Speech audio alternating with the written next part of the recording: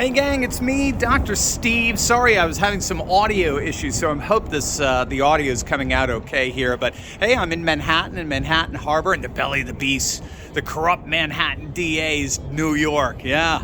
But I am on the wonderful tour, the USS Intrepid, which is a living museum. I'm on the flight deck here of an aircraft carrier. It's awesome. I wanted to make a quick comment on what's going on in Beijing. It's really fascinating, I think, because I think first of all, it underscores the new world that's rising, but it also underscores the difference between Biden and Trump and how they both dealt with this new world order. So many of you know that Kevin McCarthy met with President Tsai of Taiwan, and this obviously provoked Beijing big time. What you have there is you've got Tsai and McCarthy. Sorry, just some people coming over. Go away, children. You have Tsai and McCarthy getting together in a spirit of solidarity that seems to contradict the strategic ambiguity of the United States policy towards Taiwan. The strategic ambiguity is rooted in the notion that the United States recognizes that they recognize a single China. And yet, at the same time, they're turning around and they are taking sides with Taiwan. They're basically saying that if Taiwan were invaded by China, they would defend it militarily. And so Beijing sees that as overly confrontational, and so they've sent out fighter jets to invade Taiwan's airspace. They sent out some of their ships, their destroyers, to come within Taiwan seas, and Taiwan's military is on high alert. Now, what we're seeing here is a fundamental difference between the way Biden and Trump engaged China. Now, I know it's McCarthy, but it's part of the same ruling class. So it's the same class that's dealing with neocons and neoliberals.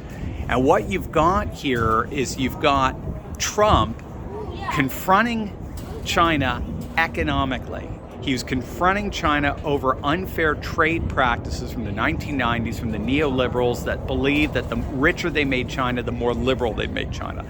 Trump would laugh that off. He thought that was ridiculous. Those days are over. And so what he did is he confronted China over unfair trade practices.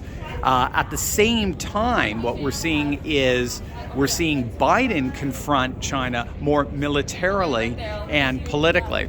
Trump was under absolutely no illusions that when you confronted China, and the end of it, you were going to get some kind of regime change. It's very similar to the way Japan deals with China. Japan deals with China definitely economically, geopolitically, all that sort of stuff. But in the end, all they're trying to do is relativize China's influence. They don't have any grand illusions that they're going to engage in some kind of regime change in Beijing. That's how Trump handled China. Finally, there was a whole group of people that came over here. I found a little spot where it got quiet, so now I can come back to where I was. Instead, what we're seeing with the ruling class of Washington, D.C. right now, led by Joe Biden, it doesn't matter if it's Kevin McCarthy or you name it, just rhinos and neolibs doing the same thing. They're trying to confront China politically and militarily. And they're basically saying to China, we're going to defend the liberal world order whether you like it or not, and there's nothing you're going to do that's going to interrupt that order. Now, while all of that's happening, I listened to a lecture by Jeffrey Sachs of Columbia University, who just came back from Beijing at a geopolitical conference there. And he said what he saw there was more or less 90% of the world. Remember, the West is only 85% of the world's population today. 90% of the world is basically abandoning Biden right now. 90% of the world is perfectly fine. Actually, they are enthusiastic about a new multipolar world rising, a world that's rooted more in civilization and culture, custom, tradition, identity rather than ideology. And they're ready to do business. They're ready to get along. And they're ready to push forward, push ahead into the 21st century under the aegis of a new multipolar world. And so what we're finding is that rather than try to carve out our own unique niche and contribution to that multipolar world, the Biden administration, along with the rhinos and the neocons, are doing everything they can to try to prevent that world from rising, even though in many respects it already has. So much of the rest of the world is leaving us behind, whether it's through the formation of parallel economic alliances like BRICS and SCO, the Shanghai Cooperation Organization, whether it's through China now being the new peacemaker in the Middle East between Saudi Arabia and Iran.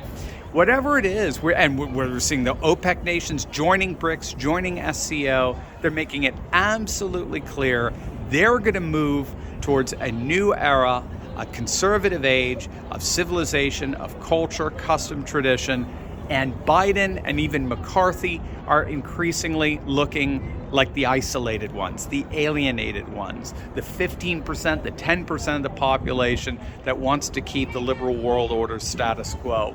And so we could just pray that we are going to get our own regime change here in the United States over the next couple of years, so that we can have an America First policy that will figure out a unique contribution that a nationalist populous United States and increasingly populous Europe can make in an increasingly civilizationalist world. God bless, guys. Have a wonderful, wonderful Easter weekend.